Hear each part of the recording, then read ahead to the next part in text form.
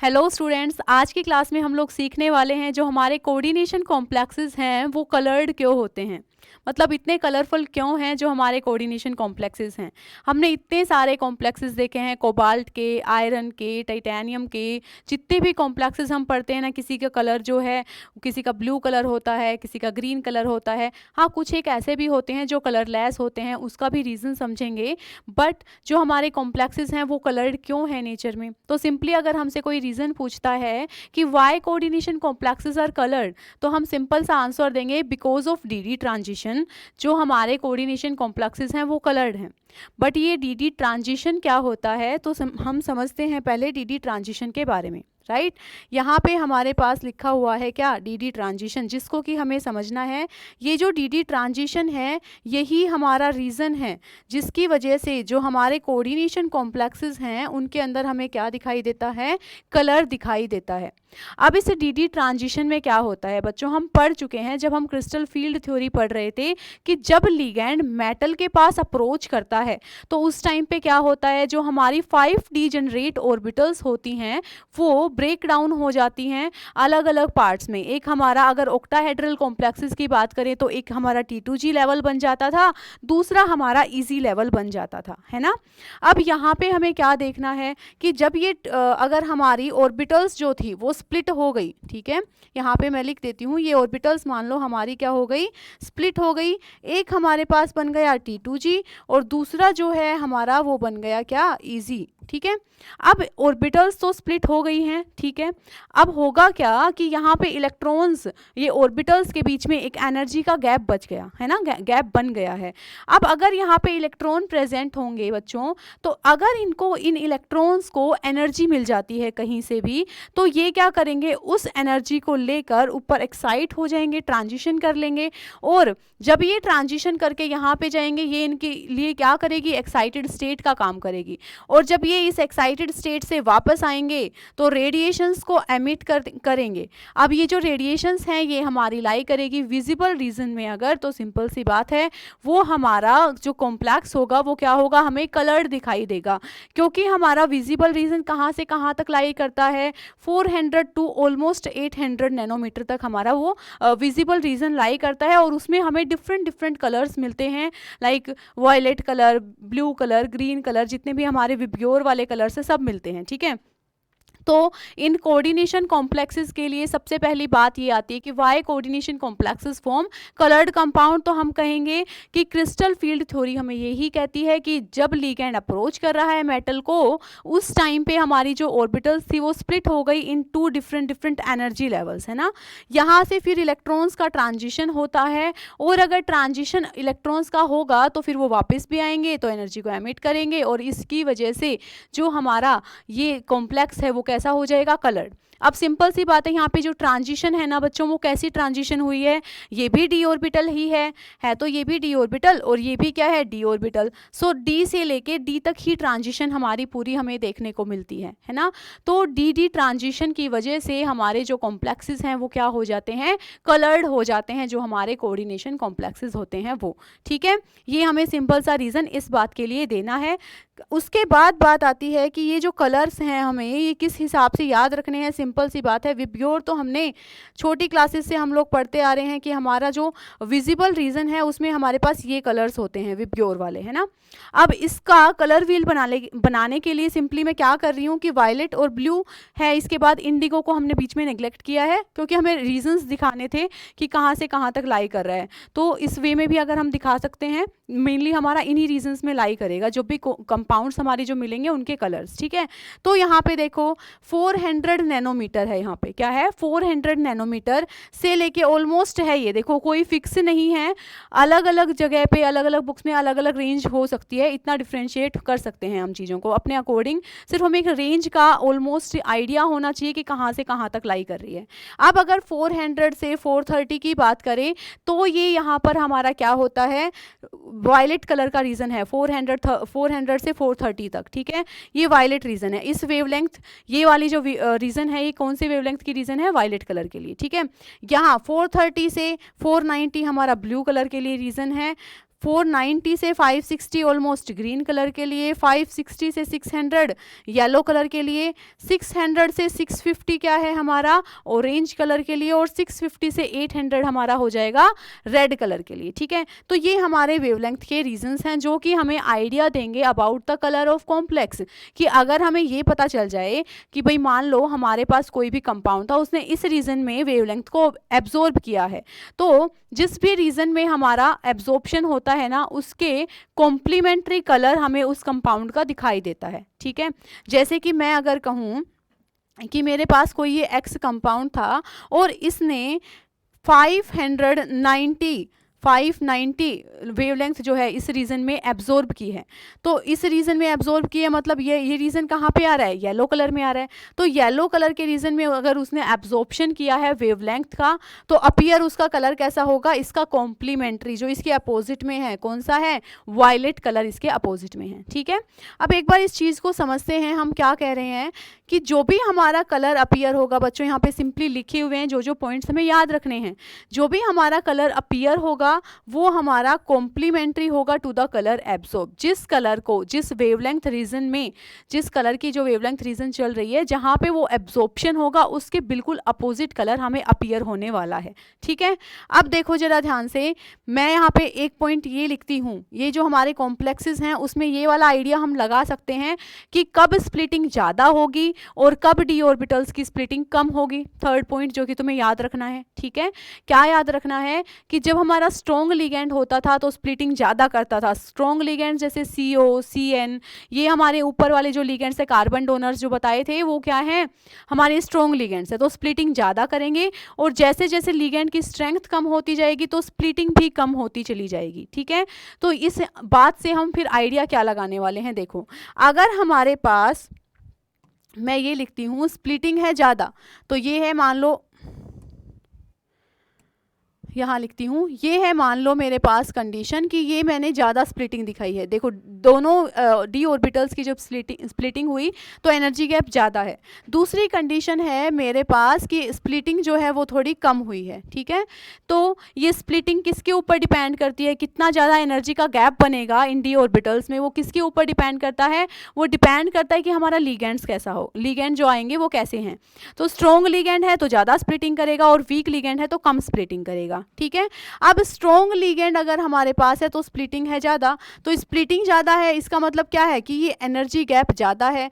अब बच्चों ध्यान से सुनो, जो हमारा एनर्जी है वो किसके बराबर होता है, H न्यू, और न्यू क्या होता है, C/λ। तो मैं लिख सकती हूँ energy is equals to HC/λ। ठीक है, जितना ज़्यादा एनर्जी का गैप होगा वेवलेंथ उतनी ही क्या होगी, कम। और ये जो वेवलेंथ है, ये कौन सी वेवलेंथ की बात हो रही है, जो वेवलेंथ एब्जॉर्ब करेगा हमारा कंपाउंड। ठीक है, एनर्जी HC/λ है, जितना ज़्यादा एनर्जी का गैप होगा उतनी ही कम वेवलेंथ जो है वो एब्जॉर्ब की जाएगी, किसके थ्रू, जो हमारा कंपाउंड है उसके थ्रू। ठीक है, अब कम वेवलेंथ को एब्जॉर्ब करेगा और जिस भी रीजन में, जिस कलर के रीजन में वेवलेंथ एब्जॉर्ब होगी उसके कॉम्प्लीमेंट्री कलर हमें उसका अपीयर हो जाएगा। ठीक है, ऐसे ही अगर हमारी स्प्लिटिंग है कम, तो स्प्लिटिंग अगर कम है तो क्या होगा, वेवलेंथ जो है वो क्या हो जाएगी, ज़्यादा होगी, क्योंकि एनर्जी गैप कम है। एनर्जी गैप कम है तो वेवलेंथ ज़्यादा, मतलब ज़्यादा वेवलेंथ वाला जो कलर है ना वो एब्जॉर्ब हो जाएगा और कम वेवलेंथ वाला कलर हमें अपीयर होने वाला है। बस सिंपल सी हमें ये बात याद रखनी है, जब भी हम कलर इन कोऑर्डिनेशन कंपाउंड्स जो हैं इनके क्वेश्चंस को अप्रोच करेंगे तो हमें सिर्फ ये 3 बातें ध्यान रखनी है बच्चों। सिंपल सी बात है, एक तो अगर हम रीज़न देना चाहें तो रीज़न हम ये देंगे कि भाई डी ट्रांजिशन होता है।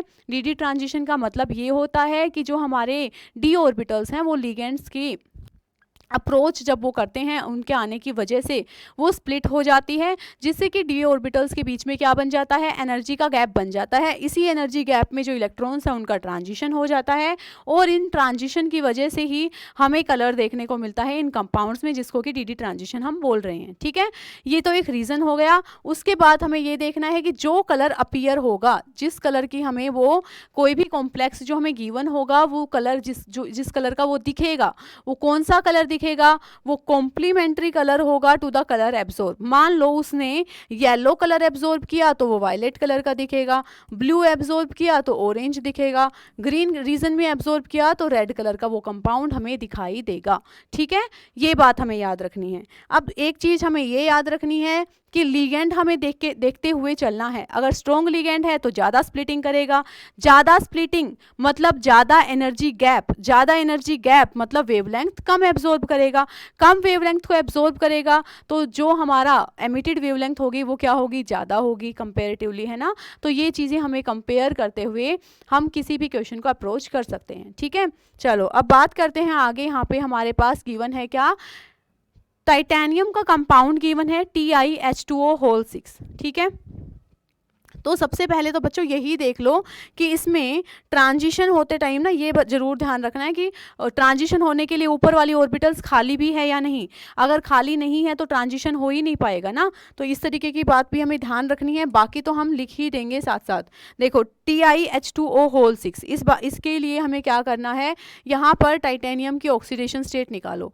टाइटेनियम 3 पॉजिटिव ऑक्सीडेशन स्टेट में है। ठीक है, टाइटेनियम जो है 3 पॉजिटिव में है, तो अगर मैं बात करूँ टाइटेनियम तो क्या होता है 4s2 3d2 ये होता है, 3 इलेक्ट्रॉन बाहर निकाल दिए। तो अब इसकी कन्फिग्रेशन क्या बचेगी, सिर्फ 3d1 कन्फिग्रेशन बचेगी। ठीक है, अब 3d1 है तो सिंपल सी बात है बच्चों, ये हमारी क्या है, ये ऑर्बिटल्स हैं जो कि स्प्लिट फॉर्म में है, ऑक्टाहेड्रल कॉम्प्लेक्स है हमारा, 6 लिगेंड्स हैं, तो इस वे में रिप्रेजेंट करेंगे। नीचे T2G और ऊपर कौन आ जाएगा Eg। अब एक ही इलेक्ट्रॉन है तो आराम से हमारा ये ट्रांजिशन करेगा, फिर वापस आएगा तो रेडिएशंस को एमिट करते हुए वापस आ जाएगा। ठीक है, अब बात ये है कि इसने क्या किया होगा, ये कॉम्प्लेक्स है तो यहाँ पे इसका कलर तो ये दिखाएगा। क्यों दिखाएगा, अनपेयर्ड इलेक्ट्रॉन है, ऑर्बिटल्स भी ऊपर वाली आराम से खाली मिल गई इसको, तो डी ट्रांजिशन यहाँ पर पॉसिबल है। ठीक है, अब ये क्या इसमें बता रहा है हमें कि इसने जो एब्जॉर्ब किया वो ग्रीन एंड येलो रीजन में एब्जॉर्ब किया।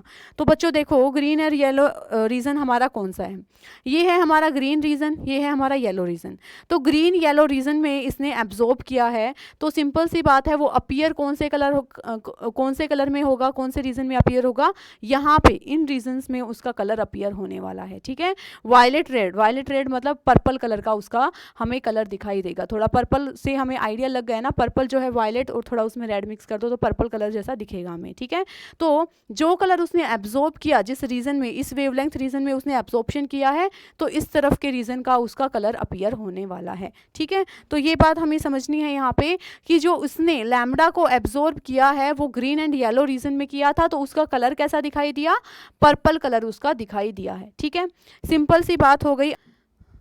तो यहाँ पे इस क्वेश्चन को हम देखते हैं, क्या क्वेश्चन है, 3 हमारे पास कॉम्प्लेक्सेस गिवन है। ठीक है, इन 3 कॉम्प्लेक्सेस में तुम्हें ये बताना है कि कौन से वेवलेंथ कौन सा कंपाउंड एब्जॉर्ब करेगा। ठीक है, तो अब यहाँ पर हम देखते हैं क्या कि जो साइनाइड है, जो हमारी स्पेक्ट्रोकेमिकल सीरीज है वो भी हमें क्या बताती है, ऑर्डर CO CN, फिर उसके बाद EN आता है, फिर EDTA आता है।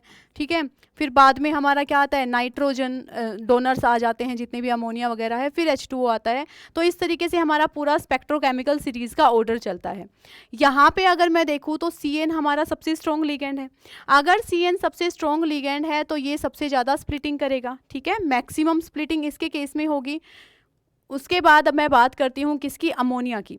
NH3 जो है ये अगर यहाँ पे मैं दिखाऊं तो इसके लिए मैं स्प्लिटिंग दिखाती हूँ, तो स्प्लिटिंग इसके लिए इंटरमीडिएट होगी, है ना, क्योंकि H2O से तो ज़्यादा स्ट्रॉन्ग लिगेंड है ही। उसके बाद मैं बात करती हूँ यहाँ पे H2O की, तो यहाँ पे जो स्प्लिटिंग है ना वो सबसे कम होगी, है ना। यहाँ पे जो एनर्जी गैप है वो क्या है, सबसे कम है। एनर्जी गैप यहाँ पे सबसे कम है तो लैम्बडा यहाँ पे क्या हो जाएगी, सबसे मैक्सिमम हो जाएगी। यहाँ पे एनर्जी गैप सबसे ज़्यादा है, E=hc/λ है, तो एनर्जी गैप अगर ज़्यादा है तो लैम्बडा यहाँ पे क्या होगी, मिनिमम होगी, और ये हमारा बीच वाली कंडीशन में चला जाएगा कौन, NH3।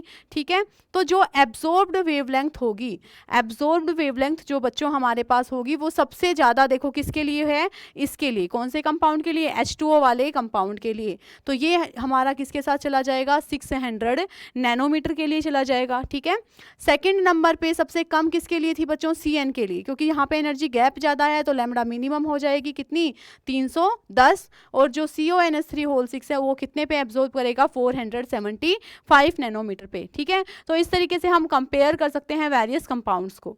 उसके बाद अगर हमसे कोई पूछे कि कॉपर सल्फेट जो है वो हाइड्रेटेड फॉर्म में जब रहता है तो वो कलर्ड क्यों है, वो ब्लू कलर का क्यों दिखाई देता है। ठीक है, तो यहाँ पे सिंपली हमें क्या समझना है, देखो यहाँ पे एग्जैक्टली है क्या कि कॉपर का और H2O जो है हमारा, इनका क्या है, कोऑर्डिनेशन कॉम्प्लेक्स ही तो बना हुआ है, जो भी कॉम्प्लेक्स बना होगा यहाँ पे, है ना। तो कोऑर्डिनेशन कॉम्प्लेक्स जो अगर हमारा बना हुआ है, सिंपल सी बात हमें ये समझनी है, तो मैं यहाँ पे क्या लिखूंगी कि जब भी कोऑर्डिनेशन कॉम्प्लेक्स बनेगा तो यहाँ पे हमारे पास कुछ ना कुछ स्प्लिटिंग होगी, जो भी हमारे लिगेंड्स है H2O, उसकी वजह से कॉपर का जो आयन रहेगा वो क्या करेगा, कुछ ना कुछ स्प्लिटिंग करेगा। और अगर हमारे पास स्प्लिटिंग हो रही है तो स्प्लिटिंग के दौरान क्या होगा, एनर्जी का गैप बनेगा। एनर्जी का गैप बनेगा हमारा तो फिर क्या होगा, ये एनर्जी इलेक्ट्रॉन्स का जो है वो ट्रांजिशन होगा। इलेक्ट्रॉन्स का ट्रांजिशन हो जाएगा तो उस टाइम पे फिर क्या होने वाला है, जब वो वापस से आएंगे तो कलर वेवलेंथ को एमिट करेंगे और उसके कॉम्प्लीमेंट्री हमें कलर दिखाई देगा। ठीक है, तो यहाँ पे अगर मैं विप्योर वाले जो व्हील था हमारा उसकी बात करूँ तो हम यहाँ पे क्या देखते हैं, VBGYOR। तो अगर ये ब्लू कलर का दिखाई दे रहा है इसका मतलब इसके जो कॉम्प्लीमेंट्री है कौन सा, ऑरेंज कलर, इस रीजन में उसने क्या किया होगा, वेवलेंथ को एब्जॉर्ब किया होगा, जिसकी वजह से ये ब्लू कलर का दिखाई दे रहा है। ठीक है, तो ये बात हमें ध्यान रखनी है। हमें सिंपली ये समझना है कि तीन बातें हमें याद रखनी है। कलर हमें क्यों दिखाई देते हैं कोऑर्डिनेशन कंपाउंड्स में, ड्यू टू डी ट्रांजिशन। ठीक है, दूसरी जब हमारी बात आएगी कि ये जितना भी हमारा स्प्लिटिंग ज़्यादा होगी उतनी ही ज़्यादा एनर्जी गैप बनेगा। अब स्प्लिटिंग ज़्यादा कब होगी, जब स्ट्रॉन्ग लिगेंड होगा। जितनी ज़्यादा स्प्लिटिंग उतना ही ज़्यादा एनर्जी गैप, और एनर्जी गैप जितना ज़्यादा उतनी ही लोअर हमारी वेवलेंथ एब्जॉर्ब्ड होगी। ठीक है, जितनी वेवलेंथ हमारी एब्जॉर्ब हो जाएगी उसके कॉम्प्लीमेंट्री जो कलर है वो हमें उस कंपाउंड के लिए अपीयर होने वाला है। ठीक है, तो सिंपल सी हमें ये 2-3 बातें याद रखनी है। उसके बाद हम क्या कर सकते हैं, इस तरीके के क्वेश्चंस को अप्रोच कर सकते हैं। तो हमें इस तरीके के और जो क्वेश्चंस हैं उनको देखना है और प्रैक्टिस करना है। ठीक है, टिल देन गुड बाय।